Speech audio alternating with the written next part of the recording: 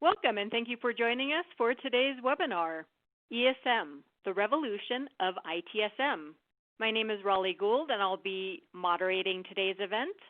Today's featured speaker is Valerie O'Connell, Research Director at Enterprise Management Associates. Valerie came to EMA with decades of senior level experience in the effective marketing of technology.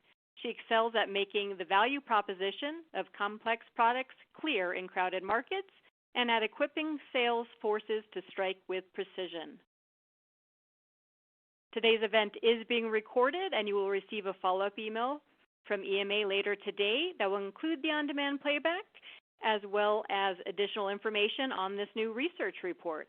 So I hope you will check that out. And before I hand things over to Valerie, I wanted to take a moment to thank our research sponsors, Icera and Sharewell. And now I'd like to go ahead and turn things over to our featured speaker, Valerie O'Connell. Valerie? Thanks, Raleigh, and welcome everybody. Thank you so much for taking your time to join in with us for what I hope is going to be a very information-packed 30 minutes. Before we move into that, I'd like to say a word about our research sponsors in addition to thank you, which is to clarify their position. Like advertisers on TV shows, their sponsorship makes my research possible, but they have absolutely no impact on the findings, on the research report, or what I tell you today, which is completely product and vendor neutral. But that doesn't mean I don't appreciate the help, because I do. So let's get on to the research. Why did I choose this topic? It actually started a year ago when my cohort, Dennis Drogseth, and I were doing research, taking a look at the impact of new and advanced technologies on ITSM. It was called, cleverly enough, Automation, AI, and Analytics Reinventing ITSM. And for the number of findings we found, one of the things that I personally found very interesting was the whole area of enterprise service management. We found at that time that 87% of the respondents reported having ESM at some level of deployment, some of them at a very high level. So this year I wanted to drill down and take more of a practical view. All right, you're doing ESM.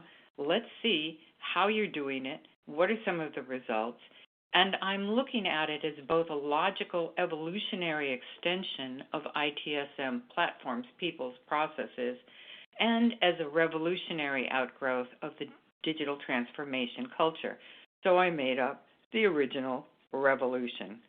Anyway, I hope you enjoy my findings. I'm going to try to go through hours and hours and hours of research and analysis that I've done. This research had over 60 questions, some of them quite complex, and I ran those questions against all possible answers, and I'm drilling this down into 30 minutes, Lord willing, and the creek don't rise.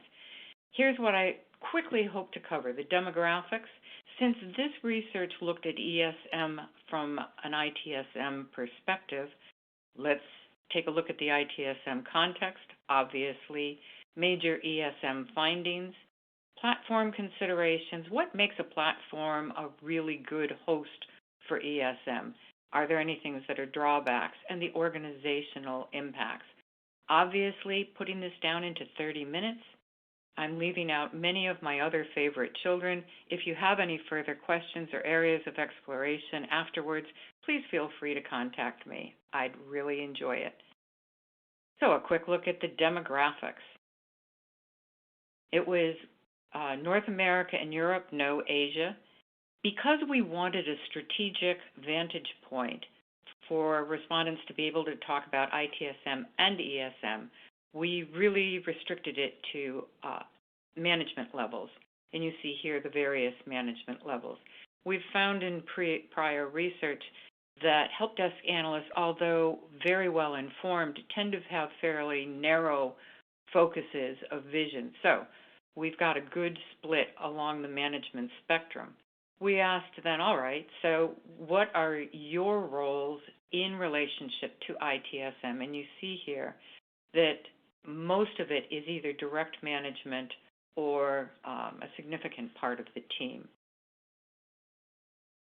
Company size mattered too. We really didn't want to look at very small companies, and we chose here to define company size by number of employees rather than revenue, because from a help desk or ITSM point of view, the number of employees is going to be more telling than revenue per se. And you see here that there's a very good mix of companies from the mid-size, small mid-size to large. And you may wonder why I have here under demographics the strategic role of automation, and that's because there are significant findings on how a respondent will view ITSM and enterprise service management based on whether automation is something that happens opportunistically or strategically in a company. So the ITSM context, and I have way more findings that I'm able to share here today. But from an overall point of view, EMA research has been doing this long before I joined EMA, and there has been a continual trend of ITSM growth, and that's in all ways, in terms of organizational reach, influence, services offered, every way you can think of it. And I note here that although this research was conducted in February of 2020, which is now ancient history, but I do think that the pre-crisis findings are likely to hold because, if anything, the ITSM importance is even more pronounced in a work-at-home paradigm. We asked our respondents, how do you anticipate ITSM growth or decline in the next 3 years? And if you look here and you see modest growth, that would be like average. 37% expected at least modest growth, with 57% above average. All right, so what does that mean? Well, one way to look at it is follow the money. And ITSM budgets, as you can see here, 74% had an increase of 10% or more this year, with 30% over 25%. And that's about as many numbers as I can say in one sentence without moving on before mentioning there was an even distribution across company size. So these trends hold whether it was mid-size or large organizations.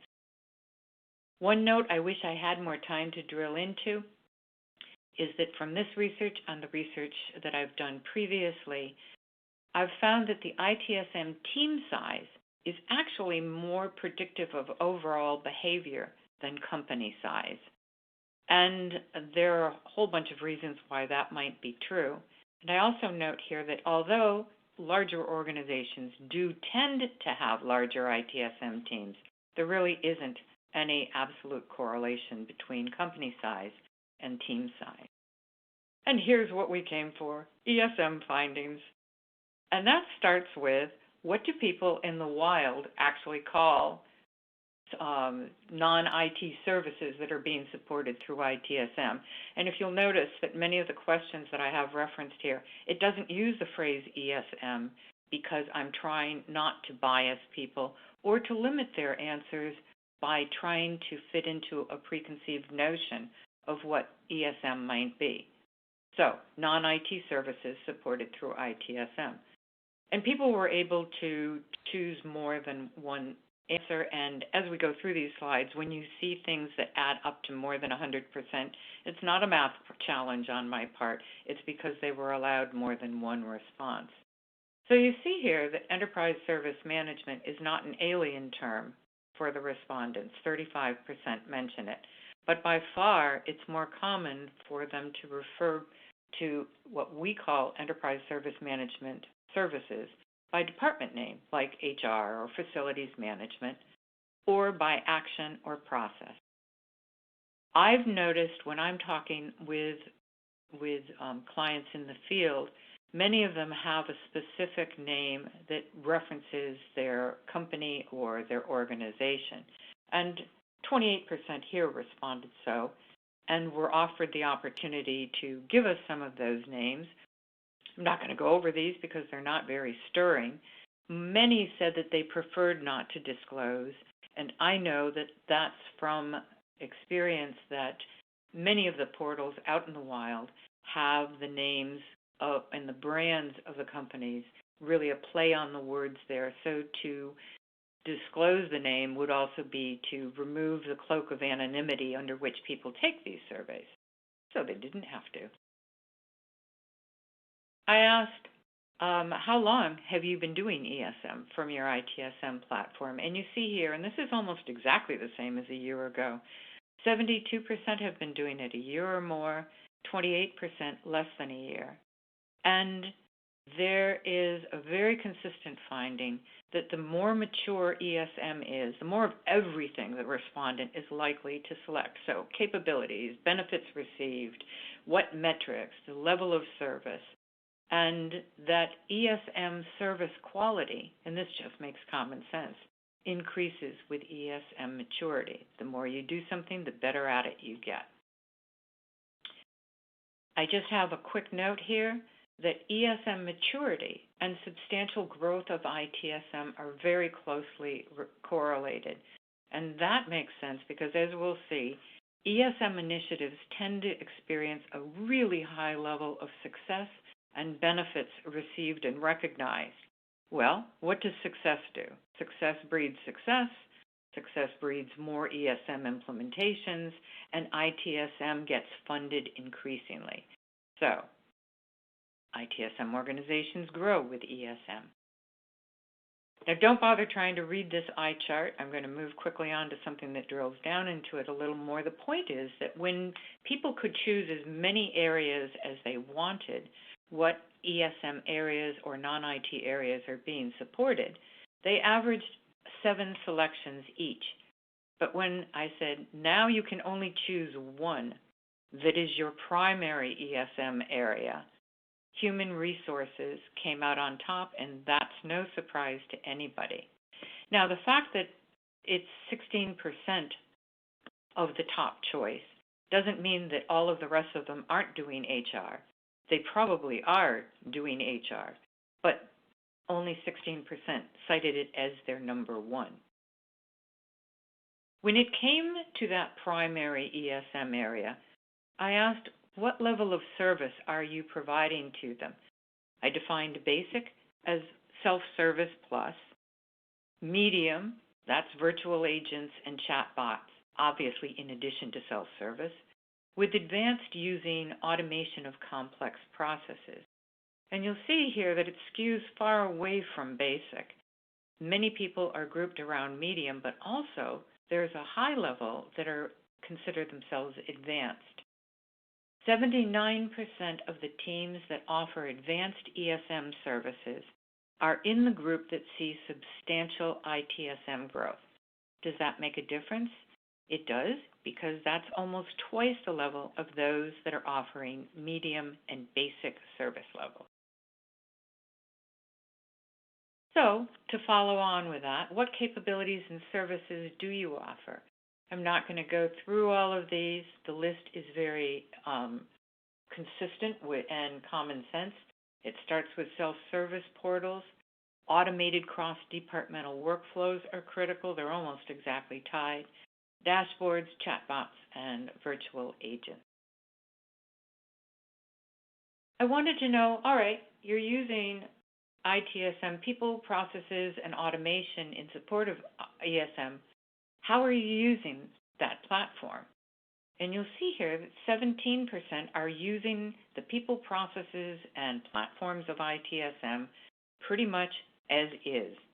But that's the minority. 42% are using a hybrid of ITSM and departmental solutions, and another 42% have consolidated into an enterprise-wide shared services center. I mentioned before that ESM success rates tend to be high, and we will be going into some of the benefits and areas. But I asked, and if you remember that on, they averaged, what was it, like 7 ESM areas that were being selected. If more than one non-IT area is being served from your ITSM organization, which statement best describes the level of success? And I define success as being where success means that the original goals are being met or exceeded.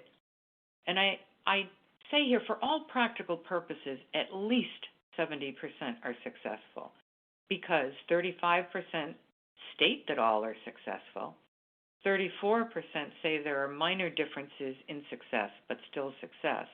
There's your 70%. And the possibly more than 70% is that some areas are much more successful than others. You can assume that in that 30%, there are some successes as well. So, all right, we asked, if there is a difference, what is the main reason? And the main reason is technical challenges. There had been a whole bank of questions that went around organizational issues, resources, but when they could only choose one that made the difference between success and lack of success, technical challenges topped the list when allowed only one challenge. And second place goes to human nature, organizational issues of politics and process. So let's drill down for a minute on what technology challenges presented in using their ITSM platform for ESM. The first one is information security and compliance concerns, followed very closely, boom, boom, by integration requirements, data access, and then customization. But there's a big drop-off between customization and data access. So the top three really are information security and compliance, integration, and data access. Technology challenges average just under 3 per respondent, and I found it really interesting that even though that was the top area of challenge, fully 10% experienced no technology challenges. This one had a surprise for me, which I won't dwell on because you may not find it as interesting or surprising as I did, but I asked, what quality of services are you delivering for ESM? And you notice we've got average here at 15%. Then the above averages are very effective and outstanding. So people feel that they're giving really good ESM quality of service. And here's where I got surprised. I said, all right, so you think you're great. How do you think the people who are on the receiving end of those services would rate those services? And here's where I was surprised. There's a really close match. I mean, I know people who would complain about a free mustard, the mustard at a free lunch, never mind to rate the IT service or ESM services that they're getting as way above average, but they did. I wanted to know, how are you staffing these ESM functions? And you'll notice my very artistic little green star. That's intended to group two answers. One, IT staff are embedded in the business units or departments. And two, a separate group is dedicated to fielding non-issues. And then non-IT staff are part of the ITSM team. So the combination of these two starred mean that really non-IT staff are the biggest staffers of ESM functions. And I drilled down into that a little bit. If you're building out ITSM services into ESM, who are your go-to resources in your company? And you see here that business analysts on the ITSM team, plus non-IT business stakeholders, blow away DevOps. DevOps is not the first stop for building out ESM from ITSM. And again, it adds up to more than 100% because they're allowed to choose more than one. Remember, we had a primary area of ESM that they had to choose. I asked, how would you characterize the additional workload this support places on your ITSM organization? 61% thought it was substantial, and 27% thought it was high. When I asked the same question across all areas, it didn't change very much. So however you would categorize the level of effort to support ESM, it is not trivial. But as you'll see, it turns out to be well worthwhile. Time to look at the platform considerations. I really wanted to know what makes an ITSM platform really receptive or adaptable to ESM functionality. The first thing I wanted to know was, how long has your ITSM platform been in place? And it's a fairly mature and installed base. If you notice, 44% are 3 to 5 years, and 18% are more than 5 years. That's a little long in the tooth for IT. And so, not surprisingly, almost half said that they are currently looking at new ITSM platforms. Now, that was before the world shut down. That investigation may be postponed, but I don't think that there's anything that's gone on that's going to change the trend towards looking at new ITSM platforms. And 68% said that even for the platforms they have right now, extensibility had been a consideration. Extensibility for ESM-like functions had been a consideration. We asked, what factors are most important in making an ITSM platform suitable to non-IT uses? Allowed to choose from this list and others, they averaged almost 6 factors. But when they were only allowed to choose their top 3, it comes out to ease of integration, ease of use, being intuitive to both ITSM team and the users, and analytics, dashboards, and reports and scalability, with collaboration coming in right behind. So integration, ease of use, analytics, and scalability are critical factors for an ITSM platform. And now you have your ITSM platform. What do you have to do to make it suitable for non-IT use cases? And note to self, don't offer an answer that's so obvious. Of course you need to train users. So it kind of hurts my feelings that it came in number 1. I shouldn't have had it there, but I did. I'm now going to ignore it. And the top ones are data integration, workflows, and improved portal capabilities. You see there almost, other than data integration, an exact tie, followed by information security. If you're doing ESM, what's the likelihood that doing that impacts the likelihood of your changing ITSM platforms? And it comes out to pretty much a wash. Greatly increases the need to change, greatly decreases the likelihood of change. Increases kind of wins, but no impact is the big winner, because you have 35%, and then the functional equivalent of no impact, which is only increases licensing of existing platforms. But it does, enterprise service management services really does impact the organization, and mostly in good ways. But let's take a look at them. First of all, ESM is increasingly considered a strategic enterprise initiative. This number is constantly going up. It's going up in pace with digital transformation, which is kind of universal. And even though 36% say it is strategic across the enterprise, 27% are moving in that direction. There's an effort to standardize the type and level of support. But I do want to make a point here that I can't drill down into, but just because an enterprise service management initiative is focused or departmental or functional doesn't mean that it is less important to the enterprise or that it delivers fewer benefits, because that's just not true. They're frequently very important and mission critical. Strategic isn't everything.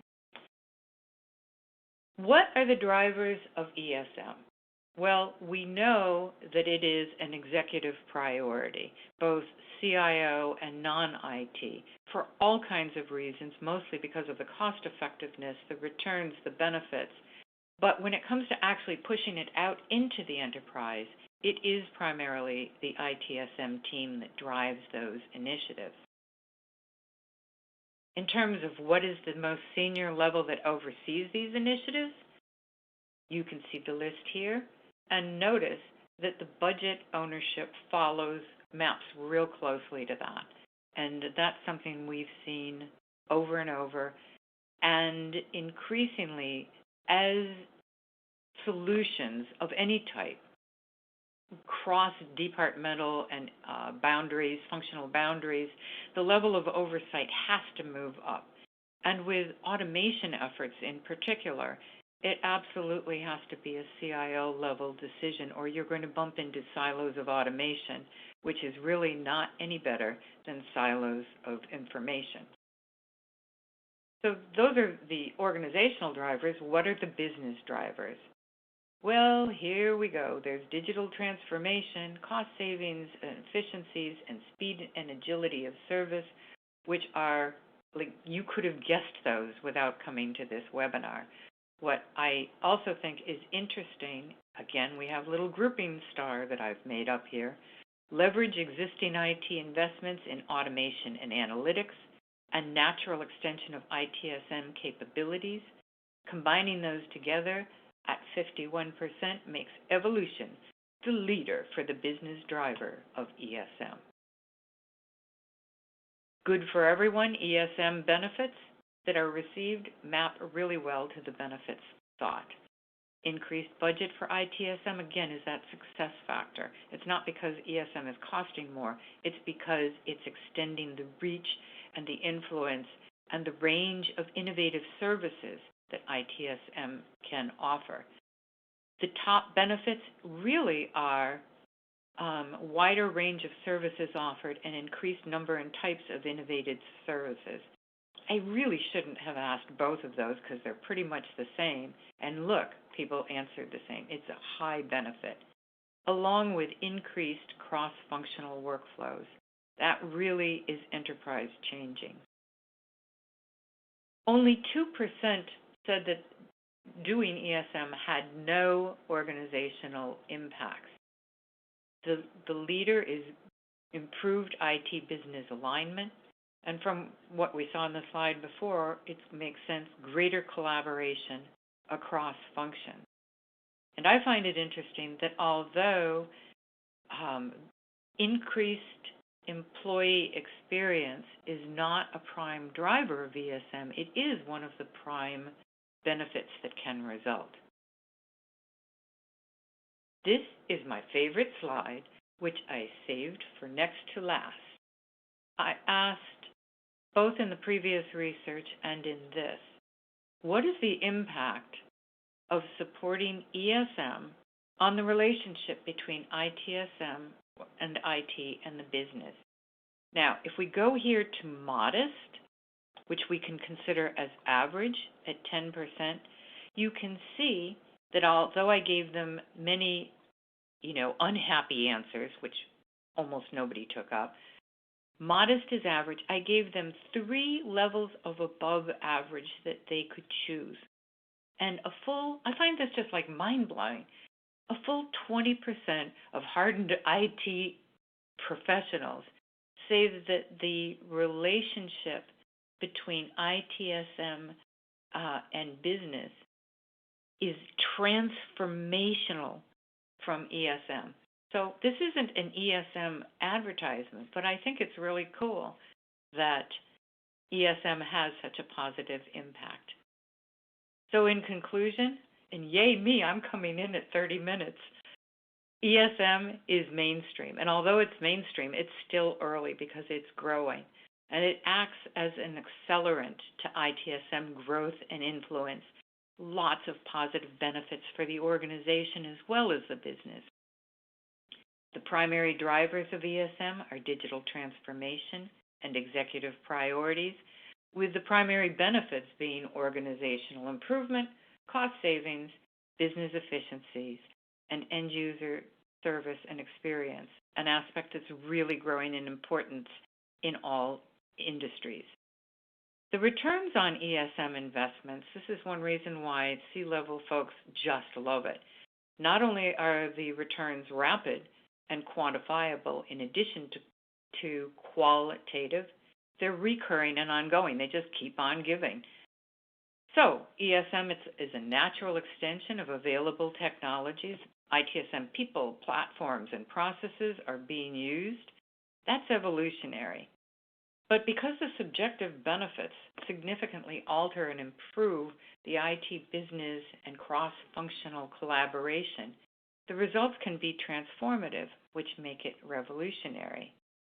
And together, that brings me back right where I started, that enterprise service management really is the revolution of ITSM. And we've hit 30 minutes. Raleigh, it's back to you. If anybody has any questions or wants to drill down, contact me later. Thank you for being here, and Raleigh, take it away. Great. Thank you, Valerie. There are a number of questions. We're not going to be able to get to all of these questions, so I will send them on to Valerie. We wanted to stick as close to 30 minutes as possible to be respectful of your time. Before we wrap up, though, I will ask Val one or two questions and also direct you to learn more about this new research report. I will also be sending a link for you to learn more in the follow-up email. Val, let's take at least one question. Does ESM always run out of ITSM? Nope, it isn't. In the previous research, we discovered that somewhere around, and I don't have the numbers off the top of my head, that somewhere around 20% of ESM type of capabilities are run by line of business help desks. But those have a very different profile. It's almost like a completely different market. And in this research, I focused on ESM being built out of enterprise ITSM platforms. That was easy. I'll take another one. Okay, let's do one more before we wrap it up. If an ITSM organization could do only one thing to improve employee productivity, what would it be? That's interesting. I think if I had to pick only one, and this is again like picking your favorite child, I would pick unified portal. And if you can have employees just go one place to answer everything they need to know, you relieve from them the burden of having to understand an organization before they can ask a question. It's a little like people having to know how to spell a word to be able to effectively use a dictionary. If I'm an employee and I don't know whether it's facilities or HR that I should be asking for a new office, I don't need to figure that out if I have a unified portal that will just let me go in. So if you could only do one thing to improve employee productivity and end user experience, I would make it a unified portal.